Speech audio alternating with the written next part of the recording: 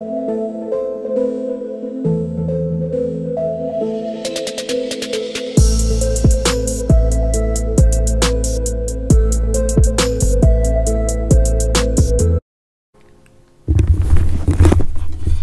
à tous, j'espère que vous allez bien. On se retrouve aujourd'hui pour une nouvelle vidéo. On va revenir sur l'actualité mercato du FC Barcelone. Il y a énormément de choses à dire. Vous le savez, même si on n'est pas en période de mercato, on sait que Joan Laporta est en pleine préparation du futur du club. Alors dans cette vidéo, on va revenir sur ce qui va probablement se dérouler l'été prochain.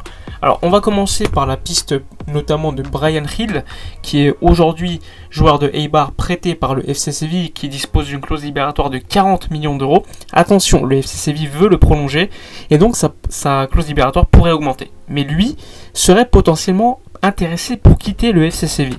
Faut pas oublier que le jeune ailier est considéré en Espagne comme un crack au niveau du dribble. C'est un joueur qui est pisté par de nombreux gros clubs européens, notamment le Barça. Et on sait que Joan Laporta, selon les médias espagnols, il est fan ultime de ce joueur et il voudrait potentiellement le faire venir au FC Barcelone pour qu'il occupe cette place d'ailier qui est aujourd'hui occupée par un joueur comme Trincao ou encore par Ousmane Dembélé.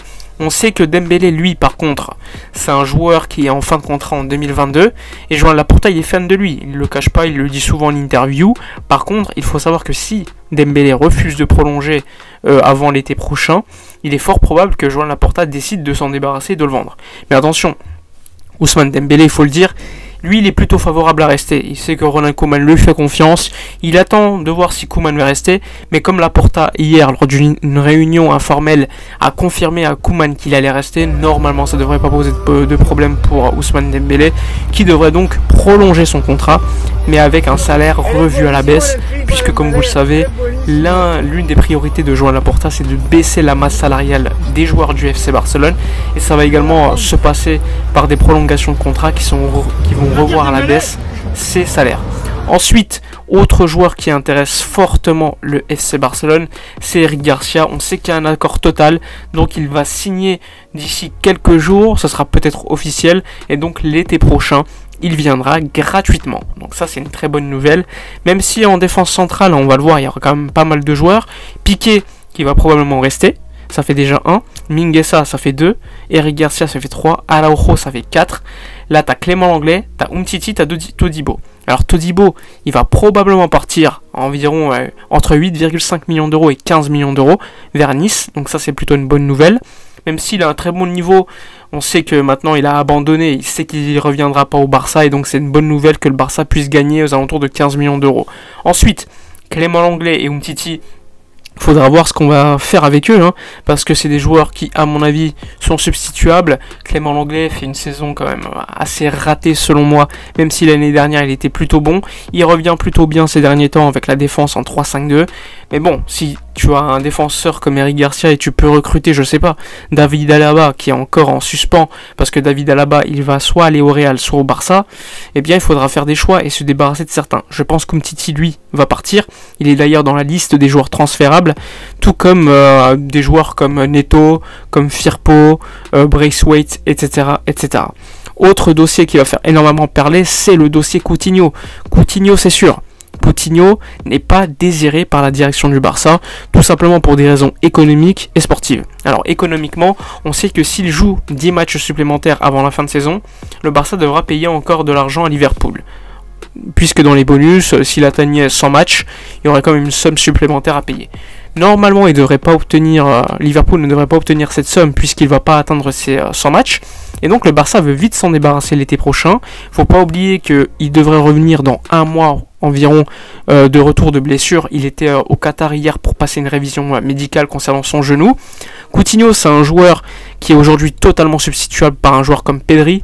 Au début de saison, Coutinho était excellent, il faut pas mentir. C'était un joueur qui était mi-numéro 10, mi-ailier gauche, même si c'est pas un véritable ailier. Il apportait énormément également au jeu défensif, mais à partir d'un moment donné, on s'est rendu compte qu'il n'était pas assez régulier, et Pedri lui est totalement passé devant. Donc je pense que Coutinho va devoir partir, que ça soit économiquement et financièrement, ça serait une bonne chose pour le Barça. En plus de cela, Coutinho, depuis son arrivée, c'est un gros salaire, c'est un joueur qui n'est pas non plus à à 100% confirmé au Barça, c'est pas un joueur indéboulonnable, donc pour moi ça serait une bonne nouvelle qu'il parte.